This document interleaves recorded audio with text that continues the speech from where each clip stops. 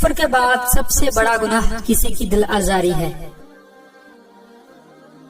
جب کوئی دوست تمہیں اپنا راز بتائے تو سمجھ لینا کہ وہ اپنی عزت تمہیں امانت دے رہا ہے، اس میں کبھی بھی خیانت مت کرنا۔ کسی کا عیب تلاش کرنے والے کی مثال اس مکھی جیسی ہے جو سارا خوبصورت جسم چھوڑ کر صرف زخم پر بیٹھتی ہے۔ وقت اور دولت دو ایسی چیزیں ہیں جو انسان کے اختیار میں نہیں۔ وقت انسان کو مجبور اور دولت مغرور بنا دیتی ہے۔ سب سے پہلی عبادت یہ ہے کہ انسان مصیبت میں صبر کر کے اللہ پاک سے مدد کا منتظر رہے۔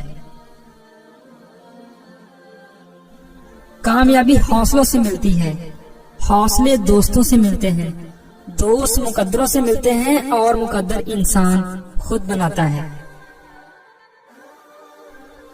تین چیزیں ایمان کو تباہ کر دیتی ہیں: امیروں کی محفل، عورتوں کی صحبت اور جاہلوں سے بحث۔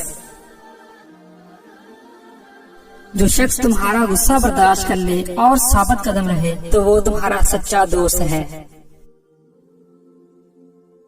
جو ذرا سی بات پر دوست نہ رہے وہ دوست تھا ہی نہیں، اور جس کو ایسے دوست کی تلاش ہو جس میں کوئی خامی نہ ہو اسے کبھی بھی دوست نہیں ملتا۔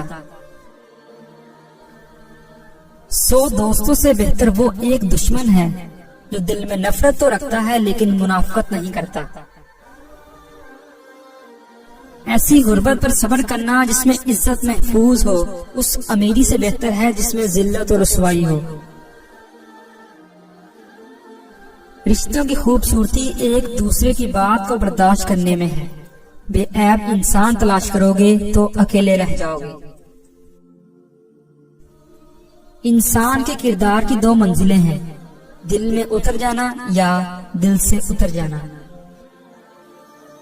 زندگی کی اصل خوبصورتی یہ نہیں کہ آپ کتنے خوش ہیں، بلکہ زندگی کی اصل خوبصورتی تو یہ ہے کہ دوسرے آپ سے کتنے خوش ہیں۔ دوستوں کے غم میں ہر حال میں شامل ہوا کرو، لیکن خوشیوں میں تب تک نہ جانا جب تک وہ تمہیں خود نہ بلائیں۔ جس کو تم سے محبت ہوگی وہ تم کو فضول اور ناجائز کاموں سے روکے گا۔ تمہارا ایک ہی رب ہے پھر بھی تم اسے یاد نہیں کرتے، لیکن اس کے کتنے بندے ہیں پھر بھی وہ تم کو نہیں بھولتا۔ کسی کی مدد کرتے وقت اس کے چہرے کی جانب مت دیکھو، ہو سکتا ہے اس کی شرمندہ آنکھیں تمہارے دل میں غرور کا بیج بو دیں۔ 3 رشتے بے نقاب ہو جاتے ہیں: بڑھاپے میں اولاد، مصیبت میں دوست اور غربت میں بیوی۔ کسی کے خلوص اور پیار کو اس کی بیوقوفی مت سمجھو، ورنہ کسی دن تم خلوص اور پیار تلاش کرو گے اور لوگ تمہیں بیوقوف سمجھیں گے۔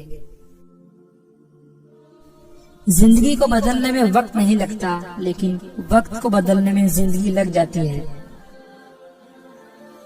نیک لوگوں کی صحبت سے ہمیشہ بھلائی ہی ملتی ہے، کیونکہ ہوا جب پھولوں سے گزرتی ہے تو وہ بھی خوشبودار ہو جاتی ہے۔